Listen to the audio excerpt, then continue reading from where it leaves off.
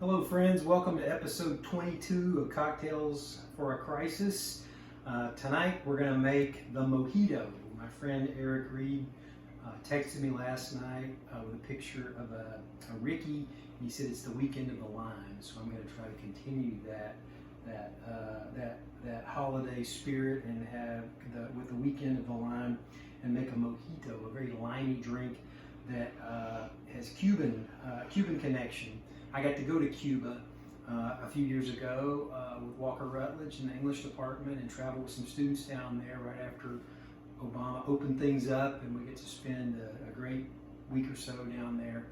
Really beautiful place. The mojito has another important connection for me because back in Monmouth, back in Illinois when we lived there, we had a mojito party one time and had a bunch of people over, and I made mojitos all night.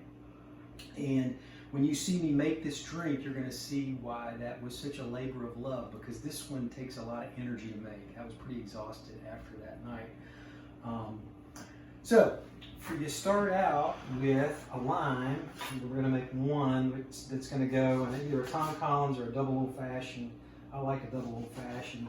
And you're going to take a lime and you're going to cut it into eighths. So I do it like this.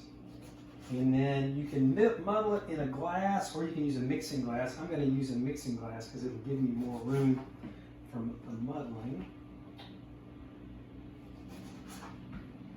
So we got 8. One lime in eighths. And then you're going to put 10 to 12 mint leaves in there. I've got little mint leaves, so I'm probably going to put closer to 12. I might even put more.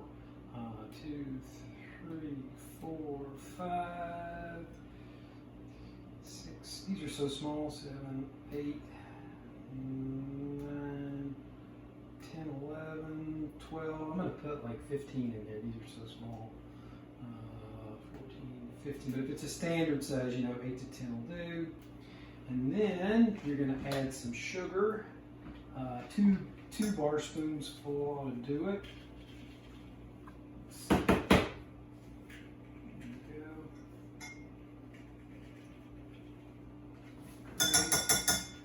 And then this you won't be able to add.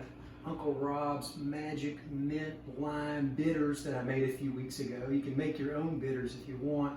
I basically took a bunch of lime peel, a bunch of mint, poured vodka over it, put it in a jar, add a little coriander and let it sit in there for about 8 weeks.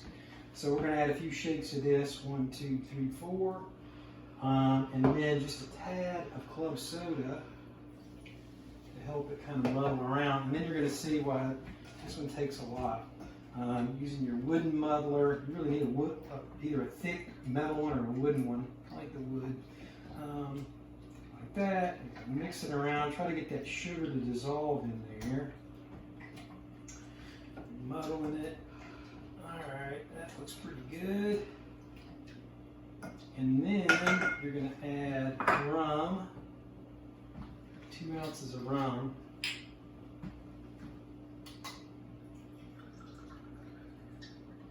There you go, 2 ounces of rum.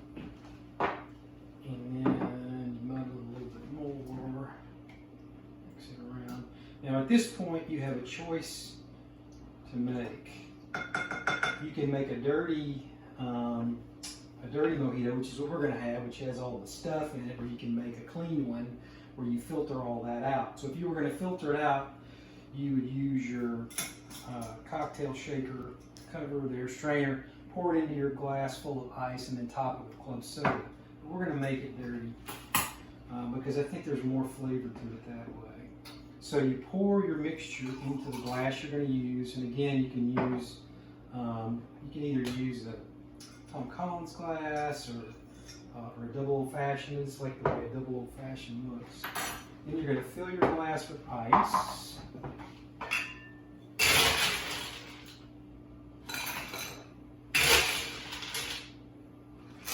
So I usually don't like rum drinks that much, but I like this one. And then you're going to top it off with club soda.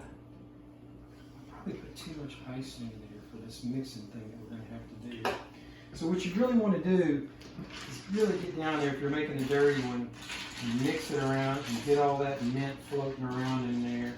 It's going to splatter some and lime pieces floating around, because then you get some fiber in your diet, and it'll taste better with those little bits and pieces. All right, and then you're going to garnish it with a mint sprig. This one's a little too big, maybe. That. Pop that in there like that. There you go. Here we have yet another pretty drink for you. So I'm going to sip it down. Good, but I want to do a toast, because you may not have heard, because of all the other crazy news that's going on. The Midwest had a terrible storm that went through there. Derecho, I think is how you say it.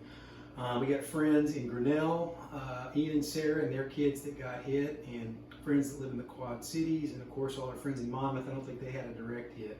But we're raising a glass to them and hoping they're all safe and doing well. So here's to our friends in the Midwest, and here's to all of you. Cheers.